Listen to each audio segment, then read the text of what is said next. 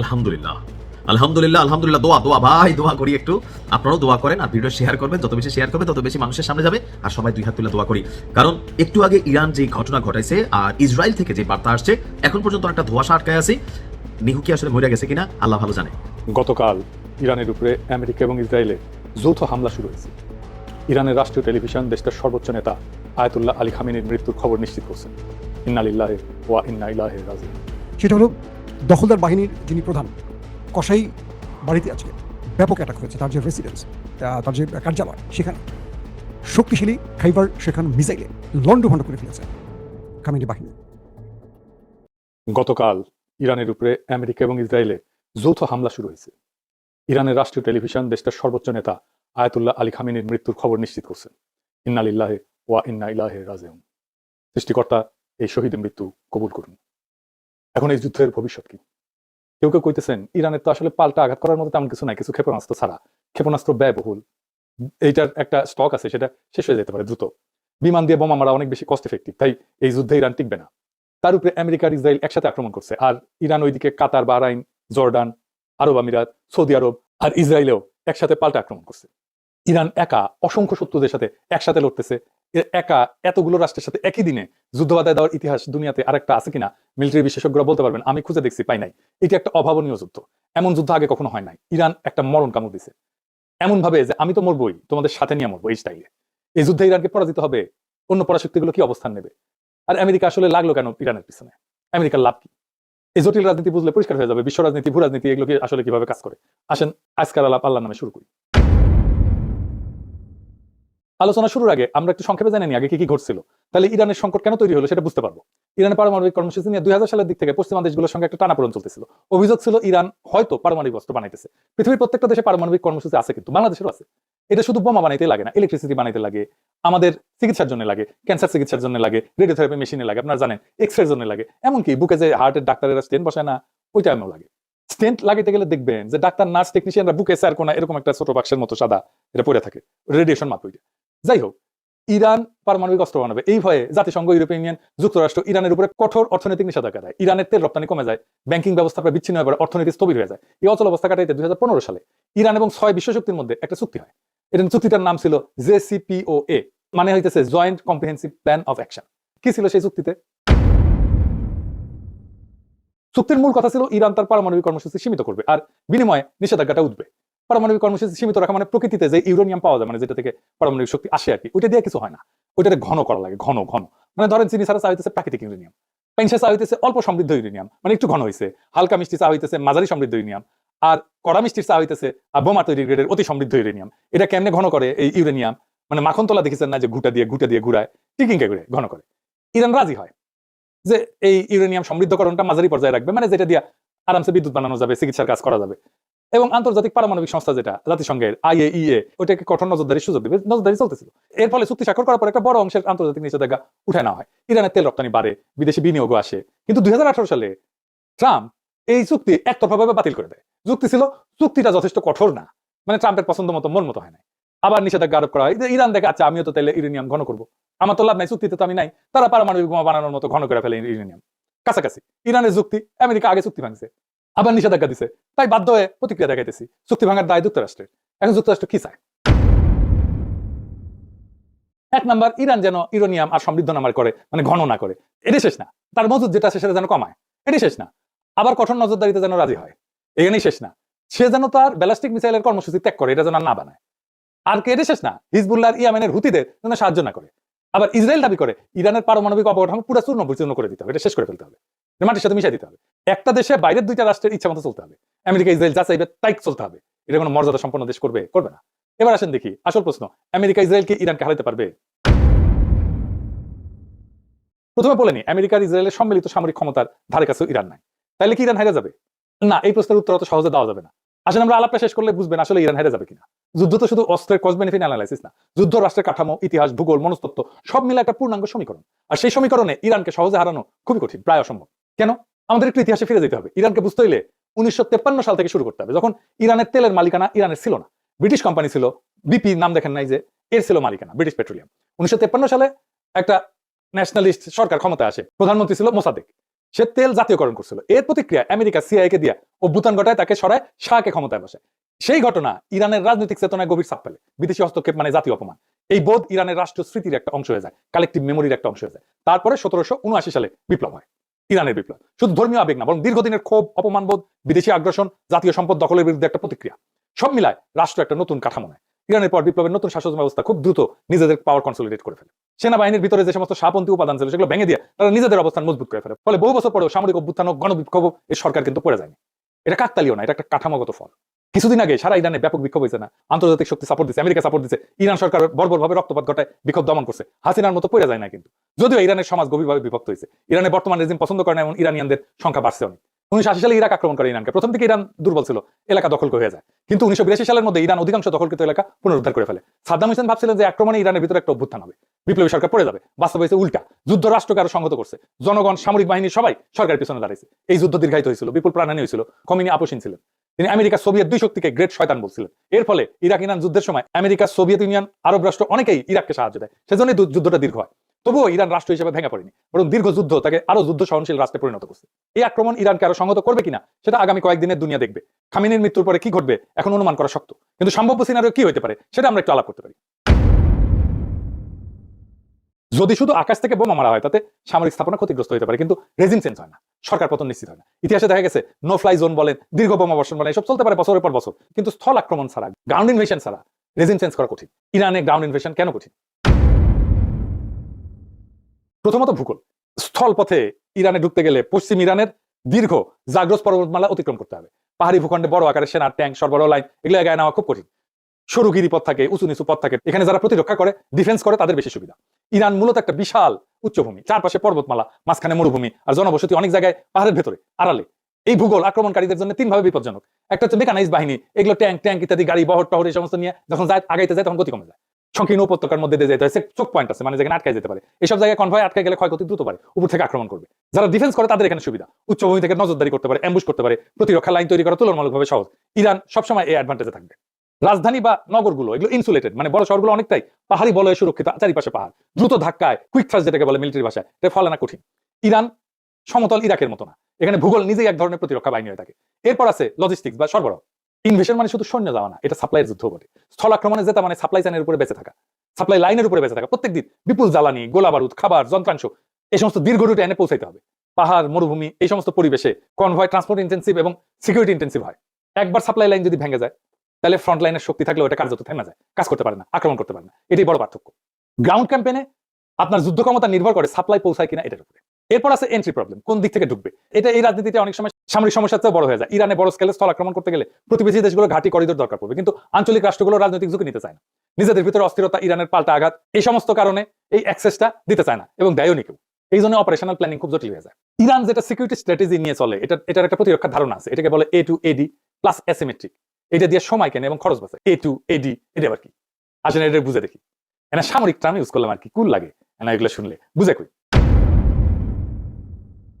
A2AD মানে হচ্ছে anti access, দুইটা এ, সেজন্য A2AD মানে হচ্ছে এরিয়া ডিনাল। সহজ ভাষায় শত্রুকে ঢুকতে দিও না, ঢুকলেও আরামে চলতে দিও না। ধরেন কেউ আপনার বাড়িতে ঢুকতে চায়, আপনি কি করবেন? গেটের সামনে কাটা বসাবেন, রাস্তা ব্লক করবেন, চারপাশে নজরদারি বসাবেন, ঢুকলে আঘাত করবেন। ইরানও সমুদ্র আকাশপথে ঠিক এটাই করে। উপসাগরে ছোট ছোট দ্রুতগামী নৌকা থাকে, সমুদ্রের মাইন পথ থাকে, দূরপাল্লা ক্ষেপণাস্ত্র থাকে, ড্রোন থাকে, এয়ার ডিফেন্স থাকে। উদ্দেশ্য হচ্ছে আমেরিকা বা অন্য কেউ যেন সহজে বাহিনী ঢুকাতে না পারে। আর অ্যাসিমেট্রিক এর মানে কি? অ্যাসিমেট্রিক মানে হচ্ছে শত্রু বড় এবং শক্তিশালী হলে সরাসরি তার মতো লড়বে না, অন্যভাবে লড়বে। ইরান জানে যুক্তরাষ্ট্র প্রযুক্তি, বিমান, জাহাজে অনেক আগায়, তাই ইরান সরাসরি ট্যাঙ্ক বনাম ট্যাঙ্ক যুদ্ধ করতে যাবে না, বরং ছোট ছোট ছোট ছোট আঘাত, ড্রোন হামলা, প্রক্সি বাহিনী ব্যবহার করে মিসাইল ছড়ে দূর থেকে চাপ সৃষ্টি করবে, সাইবার হামলা করবে। এইভাবে বড় শক্তিকে ধীরে ধীরে ক্লান্ত করে ফেলবে। আর সময় কেনা মানে কি? ইরান জানে যে সে হয়তো দ্রুত যুদ্ধে জিতবে না, কিন্তু সে যুদ্ধ লম্বা করতে পারে। যুদ্ধ যত লম্বা হবে আমেরিকার খরচ বাড়বে, রাজনৈতিক চাপ বাড়বে, আন্তর্জাতিক সমর্থন কমতে পারে, জ্বালানির বাজার অস্থির হয়ে যাবে। অর্থাৎ ইরানের কৌশল হচ্ছে দ্রুত হারবো না, যুদ্ধকে এমন ব্যয়বহুল বানাবো যাতে শত্রুই ক্লান্ত হয়ে যায়। আর খরচ বাড়ানো মানে শুধু টাকা পয়সা খরচ না, খরচ বলতে অর্থনৈতিক খরচ তো আছেই, তার সাথে সামরিক ক্ষয়ক্ষতি, রাজনৈতিক ক্ষতি, আন্তর্জাতিক চাপ। ইরান চেষ্টা করে যেন প্রতিপক্ষ ভাবে এই যুদ্ধে ঢুকলে লাভের চেয়ে ক্ষতি বেশি। এটাকে বলা হয় ডিটারেন্স। মানে এর জন্য শত্রুপক্ষ দূরে থাকবে, আক্রমণ করার আগে 10 বার ভাববে। এরপর আছে টেক দ্য সিটি সমস্যা, মানে শহর দখল করে ফেলে হারায় দাও। এটা কিরকম এটা একটু বুঝে দেখে, এটা মজার বিষয় আছে।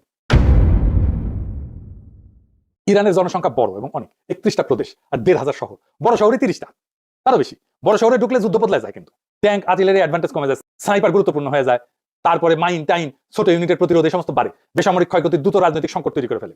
এরকম শহর দখলের পর্যায়ে গেলে একটা রাজনৈতিক সমস্যা শুরু হয়ে যায়। রাশিয়ায় এক স্ট্যালিনগ্রাড শহরকে কব্জা করতে পারে না হিটলার, লেজ গুটা পালাইতে হয়েছিল। ইউক্রেনের শহর হইতেছে 450 মতো, রাশিয়া মাত্র 6-7টা দখল করতে পারছে এই 4 বছরে যুদ্ধে। এই জন্য আমেরিকা বড় আকারের যুদ্ধ দীর্ঘদিন চালাতে পারবে। কেন? এটা আমার কথা না, ওয়াশিংটন পোস্টে আমেরিকান জেনারেলরা বলছে যুক্তরাষ্ট্রের কাছে এখন পর্যাপ্ত গোলা বারুদ, রকেট, ইন্টারসেপ্টর এগুলো নাই, যা বড় আকারে দীর্ঘ সময় যুদ্ধ চালাতে পারে। এবং অনেক মধ্যপ্রাচ্যের দেশ তাদের ঘাঁটিগুলো যুদ্ধের কাজে দিতে রাজি না। এটা বড় ধরনের সামরিক অভিযানের জন্য একটা বড় বাধা, ওয়াশিংটন পোস্টের জেনারেলরা বলছে, আমেরিকান জেনারেলরা। আর 2 নম্বরে দিচ্ছে রাজধানী পতন মানে রাষ্ট্রের পতন না। তেহরান দখল হইলেও সরকার পূর্বাঞ্চলে সরে যায়, যুদ্ধ চালাতে পারে। ইতিহাসে বহুবার দেখা গেছে রাজধানী হারা রাষ্ট্র লড়াই চালা গেছে। মস্কোতেই তাই হয়েছে, নেপোলিয়ান গেছে মস্কো দখল করছে, ওরা চলে গেছে দূরে, পরে আবার ফিরে আসছে। এবং নেপোলিয়ান ওই রাশিয়ার যুদ্ধে হারছিল, কিছুই করেনি, শুধু বসেছিল রাশিয়ান সোলজাররা। যাই হোক, তৃতীয়ত রাজনৈতিক মনস্তত্ত্ব, বাইরে থেকে হামলা হলে সরকার এটাকে বিদেশি আগ্রাসন হিসেবে তুলে ধরতে পারে, জাতীয়তাবাদী ঐক্য তৈরি করতে পারে। যে জনগোষ্ঠী সরকারের সমালোচক তারাও অনেক সময় দেশের প্রশ্নে একসাথে দাঁড়ায় যায়। দেখেন ইরানে বোমা মারতেছে, যুদ্ধ শুরু হইতেছে, ইরানিরা খুশি যে তারা জবাব দিতে পারে।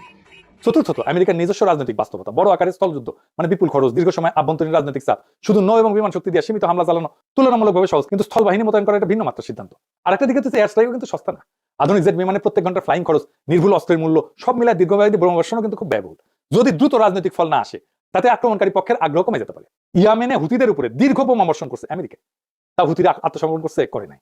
সব মিলায় সমীকরণটা এরকম যে ইরানের সামরিক সক্ষমতা হয়তো সীমাহীন না, ক্ষেপণাস্ত্রের মজুদ সীমিত, কিন্তু যুদ্ধে যেটা মানে শুধু প্রতিপক্ষের অস্ত্র শেষ হওয়া না, রাষ্ট্র ভাঙতে হলে ভেতরের কাঠামো ভাঙতে হয়। আর ইরান বিপ্লব পরবর্তী 4 দশকে নিজেদের এমন ভাবে গড়ে তুলছে যে বাইরের আঘাত তাকে দুর্বল না করে এরকম সময় তাকে আরো সংহত করতে পারে।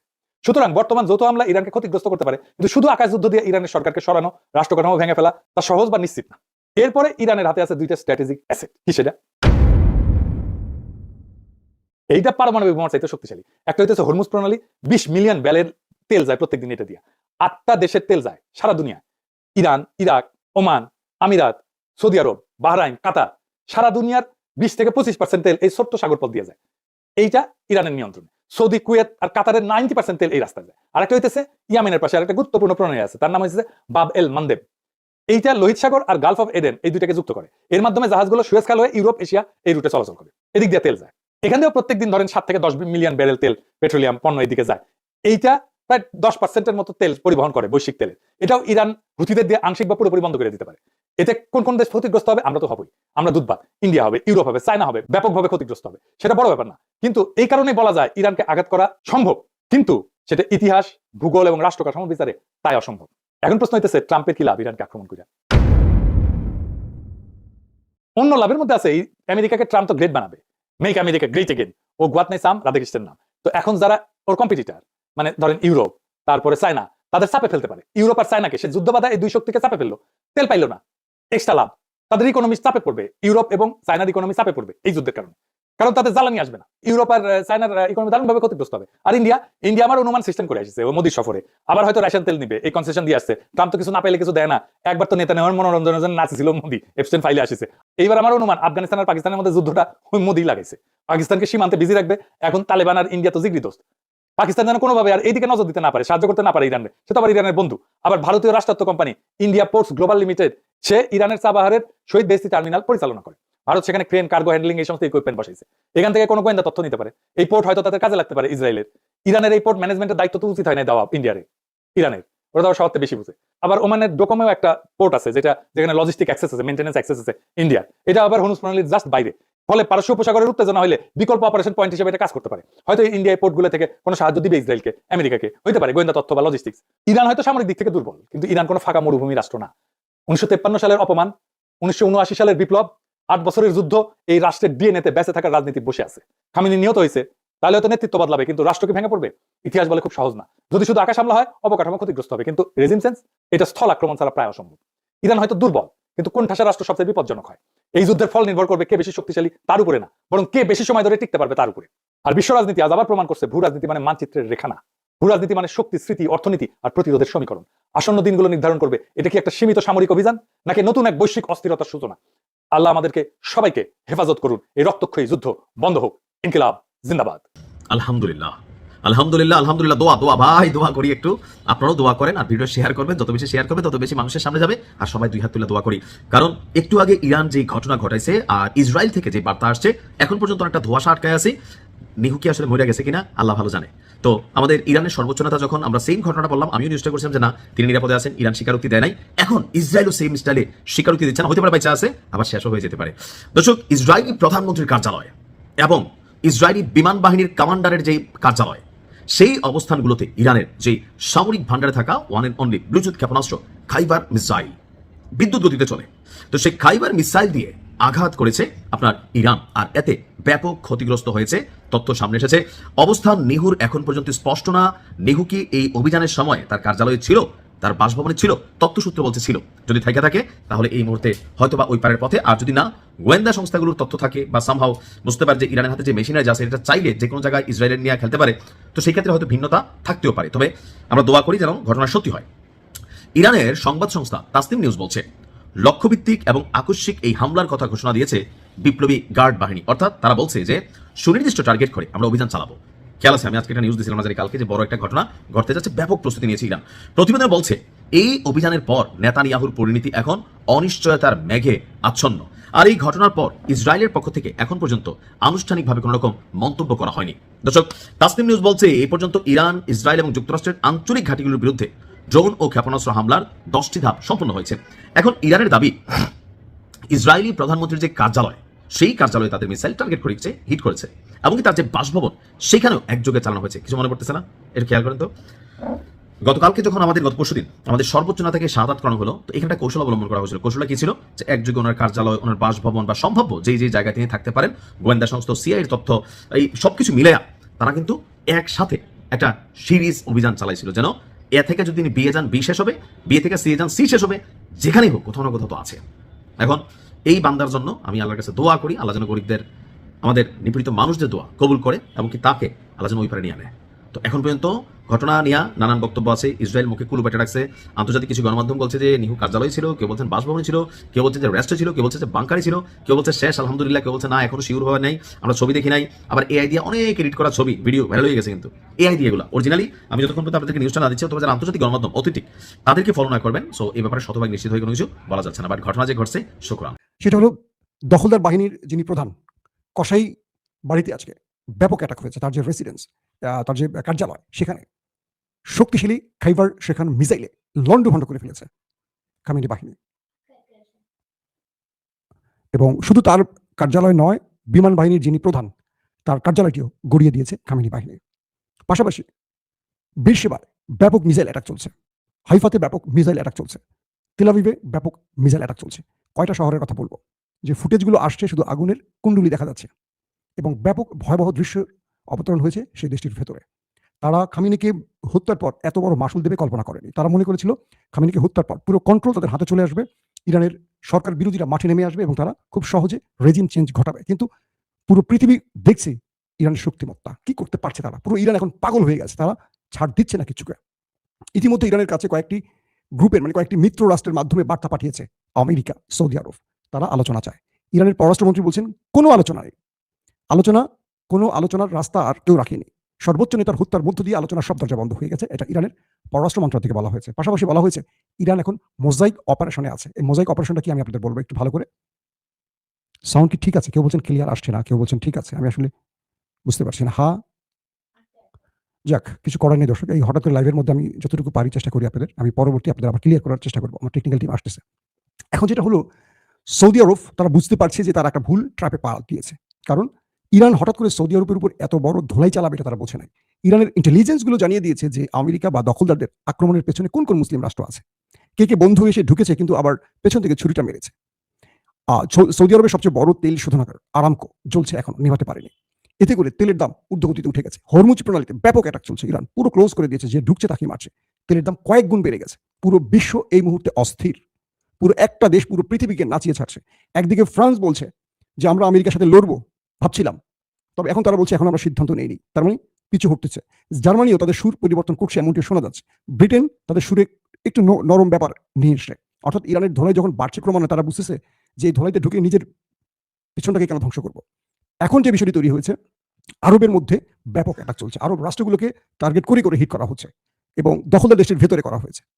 এবং মিস্টার কসাইয়ের বাড়িতে, আপনার যে প্রাইম মিনিস্টারের কথা বলছিলাম, ওই দেশটির, সেই দেশটির প্রাইম মিনিস্টারের কার্যালয়টা এমনভাবে হিট করছে খাইবার সেখান মিসাইল দিয়ে, যে পুরোটা ঝাঁঝরা হয়ে গেছে, যে পিকচার বা ফুটেজ আমি দেখেছি, ইরানের পক্ষ থেকে যে ফুটেজগুলো দেখানো হয়েছে, এবং সর্বশেষ 5 ঘন্টা আগে সেই কষায়ের ভিডিও বার্তা পাওয়া গেছে। এরপরে লেটেস্ট মানে 5 থেকে 6 ঘন্টার মধ্যে আর তার কোনো ভিডিও বার্তা আসেনি। তিনি বেঁচে আছেন কি মরে গেছেন কেউ জানে না, তার কোনো অবস্থান এখনো জানা যায়নি। একটি পক্ষ বলছে তিনি দেশ ছেড়ে পালিয়ে গেছেন জার্মানিতে। প্রশ্ন হলো, যদি তিনি জার্মানিতে চলে যান তাহলে তো ইরানের ইন্টেলিজেন্স তথ্য অবশ্যই থাকার কথা যে ইরান জানে তিনি কোথায় আছেন। তাহলে কি ইরান তার কার্যালয়ে মারবেন? অর্থাৎ এই কাজটি হলো ইরানের সর্বোচ্চ নেতাকে যখন হত্যা করেছে, ইরান তখন সেই দেশই সর্বোচ্চ নেতাকে এবার টার্গেট করছে। তাদের বিমান বাহিনীর প্রধান বেঁচে আছেন কিনা এখনো জানা যাচ্ছে না, কারণ সেই কার্যালয়টি কেউ খাইবার সেখান দিয়ে গুড়িয়ে দিয়েছে। সবচেয়ে বিপজ্জনক ব্যাপার কি জানেন? ইরানের মিসাইল কেউ ঠেকাতে পারছে না আর। কোনো আকাশ প্রতিরক্ষা সিস্টেম সঠিকভাবে আর কাজ করছে না, পুরো সিস্টেম ভেঙে ফেলেছে। আর ইরান এখন যে কাজটি করছে, সবচেয়ে ডেঞ্জারাস যে বিষয়টি, সেটি হলো কোনো মিস টার্গেটে হিট করছে না, তারা কোনো মিসাইলকে নষ্ট করছে না। বলা হচ্ছে চীনের কাছ থেকে রিয়েল টাইম ইন্টেলিজেন্সে এবং উপগ্রহ তথ্যের আলোকে চীন কনফার্ম জানছে শত্রু কোথায় কোথায় আছে। ঠিক সেই জায়গাগুলোতে টার্গেট করছে। আরব আমিরাত, সৌদি আরব, বাহরাইন, কাতার, কুয়েত, জর্দান, এই যে ঘাঁটিগুলো ছিল সেই ঘাঁটিগুলোকে নিখুঁতভাবে আক্রমণ করেছে। শুধু তাই নয়, প্রত্যেকটা ঘাঁটি থেকে সেই মার্কিন মূল্যকে সেনারা পালিয়ে গেছে। তারা কোথায় উঠছে সেই তথ্যের আলোকে সেখানেও ইরান হিট করছে। অর্থাৎ তারা যে 5 তারকা হোটেলগুলোতে বা রিসোর্টগুলোতে উঠছে, তারা এখন শান্তিমতো মদটাও খেতে পারছে না। সেখানেও টানা সিরিজ অ্যাটাক চলছে, একটার পর একটা 5 স্টার হোটেলকে গুড়িয়ে দিচ্ছে ইরান। সৌদি আরবের পক্ষ থেকে কিছুক্ষণ আগে একটি প্রেস ব্রিফিং করা হয়েছে, সেখানে বলা হয়েছে তারা আমেরিকার এই আচরণে ক্ষুব্ধ। আমেরিকা তাদেরকে বলেছিল ইরান যদি আক্রমণ করে তাদেরকে রক্ষা করবে, কিন্তু এখন সৌদি আরব দেখতে পাচ্ছে আমেরিকা তাদের রক্ষা করছে না, আমেরিকা কেবল ইসরায়েলকে রক্ষায় ব্যস্ত আছে। অর্থাৎ আমেরিকার বা আমেরিকাকে যে ঘাঁটিগুলো দিয়েছে মধ্যপ্রাচ্যে আরব রাষ্ট্রগুলো, কেন দিয়েছিল? দিয়েছিল ইরানের হাত থেকে বাঁচার জন্য বা শত্রুর হাত থেকে বাঁচার জন্য। সেই ঘাঁটিগুলোতে যখন ইরান সিরিজ 27 থেকে 28টা ঘাঁটিকে গুড়িয়ে দিল ইরান সিরিজ, তখন সৌদি আরব বুঝতে পেরেছে তারা ভুল বন্ধু চয়েস করেছে এবং তাদের নিরাপত্তা দিতে তারা ব্যর্থ। এখন তারা নিজের নিরাপত্তা নিয়ে তারা পালাচ্ছে। উল্টো সৌদি আরবের কর্তৃপক্ষ তাদের নিরাপত্তা দিচ্ছে, তাদের হোটেলগুলোতে আশ্রয় দিচ্ছে, কারণ সেই ঘাঁটিগুলি এখন জ্বলছে। এখন সৌদি আরব বলছে যে আমাদেরকে এই বিপদে ফেলে আমেরিকা কোথায় গেল? তারা কেবল ইসরায়েলকে রক্ষায় এখন মাঠে আছে, আমাদেরকে বিপদে ফেলে গেছে। বলা হচ্ছে রাতে আরবের বন্ধুরা অর্থাৎ আরব লীগ বা সৌদি আরব সহ আরো যে আরব রাষ্ট্রগুলো আছে যারা আক্রান্ত হয়েছে, তাদের জরুরি বৈঠক আছে, সেই বৈঠকে তারা সিদ্ধান্ত নেবে। পাশাপাশি মিস্টার কসাই, তার কোনো খোঁজ এখন মিলছে না। তার নেক্সট ভিডিও বার্তার আগে বলা যাচ্ছে না তিনি বেঁচে আছেন কি মরে গেছেন। আবার বিমান বাহিনীর প্রধানের কোনো খোঁজ মিলছে না। মোসাদ, সিনবাতের প্রধানদের অবস্থান নির্ণয় করা যাচ্ছে না। কেউ বলছেন বালির নিচে বাংকারে ছিলেন, কেউ বলছেন বিদেশ চলে গেছেন, বাট এখন পর্যন্ত কোনো আপডেট পাওয়া যাচ্ছে না। এখন আপনাদের দোয়ার উপর ডিপেন্ড করবে, আপনারা কি তার জন্য দোয়া করবেন? একটু ভাবেন তো, না কোন দোয়াটা করবেন সেটাও চিন্তা করেন। এখন এখন এই মুহূর্তের আপডেট হলো যে সৌদি আরব তার দূত ইরানের সাথে আলোচনা করতে চায়। ইরান স্পষ্ট বলছেন না, টাইম ওভার। এবং পররাষ্ট্রমন্ত্রী আব্বাস আরাকচি স্পষ্ট জানিয়েছেন ইরান এখন মোজাইক সিস্টেমে, মোজাইক অপারেশনে আছে। এটি হলো ইরানের যে বাহিনীটি এখন যুদ্ধ করছে, নাম হলো আইআরজিসি, বিপ্লবী গার্ডস কোর্ট। এই বাহিনী 31টি মানে দলে বিভক্ত হয়ে গেছে। যেহেতু ইরানের সর্বোচ্চ নেতা, তার পরের সিরিয়ালের নেতারা সব শাহাদাত বরণ করেছেন। এখন কোনো কন্ট্রোল ইরানের হাতে নেই। 31টি গ্রুপে ভাগ হয়ে গেছে আইআরজিসি, এবং এদের কাছে যে রসদ আছে, এদের কাছে যে প্রযুক্তি আছে, সেই প্রযুক্তির আলোকে তারা এখন অপারেশন করছে।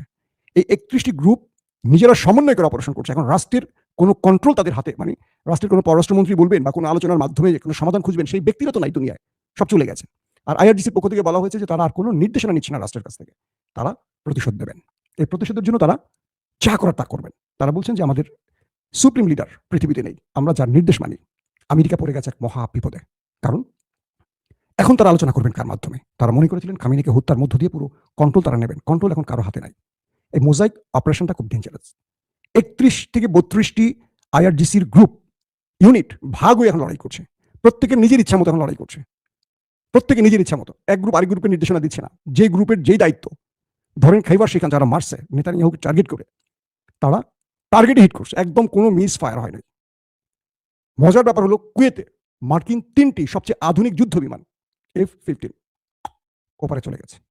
বুঝতে পারছেন যে বিমানগুলো দিয়ে আমেরিকা যুদ্ধ করতে এসছে সেগুলোকে ওপারে পাঠিয়ে দিয়েছে। ইরান কোন খেলা খেলছে এবার বোঝার চেষ্টা করেন। ইরান যে যুদ্ধ বিমানগুলোকে ওপারে পাঠিয়েছে, সেই বিমানগুলো এখন ইরানের টেরিটরির মধ্যে ঢুকতে ভয় পাচ্ছে। এর মধ্যেও তারা মিসাইল বা বিভিন্নভাবে নাতানজ পারমাণবিক কেন্দ্র হিট করছে, সেটা বেশ ক্ষতিগ্রস্ত হয়েছে শোনা গেছে।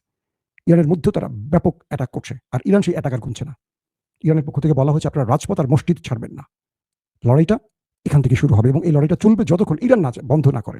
কারো মাধ্যমে কারো আলোচনায় আর ইরান চলবে না, কারণ সব দরজা বন্ধ করে দেওয়া হয়েছে, এটা ইরানের অভিযোগ। এই মুহূর্তে বড় বড় খবর আসতে শুরু করছে। দর্শক, আমি চাই আপনাদেরকে একটু নামাজে ফিরে যান, যেহেতু তারাবির নামাজ, রমজান মাস। আমি রাত 11টা 12টার মধ্যে আবারও ইনশাআল্লাহ আসবো। এর মধ্যে যদি আমার সিস্টেম আপডেট হয়ে যায় আপনাদেরকে আরো ভালো তথ্য দেওয়ার চেষ্টা করব। ব্রেকিং খবর কিন্তু একটা পর একটা আসতে শুরু করছে। আরবের কান্না শোনা যাচ্ছে। আরব এখন ট্রাম্পকে ডাকছে, বাবা আসো, আর ট্রাম্প বলছে আগে নিজে বাঁচি, তোরে পরে দেখবো। এই পরিস্থিতি চলছে। ধোলাই কিন্তু খামেনি বাহিনী ব্যাপক আকারে চালাচ্ছে। এরকম অ্যাটাক মধ্যপ্রাচ্য এর আগে কখনো দেখেনি। কারণ মধ্যপ্রাচ্যে যে মার্কিন ঘাঁটিগুলো তাদের রক্ষা করবে সেই ঘাঁটিগুলি তো নাই। কি খেলা দেখাইলো ইরান। আল্লাহ হাফেজ।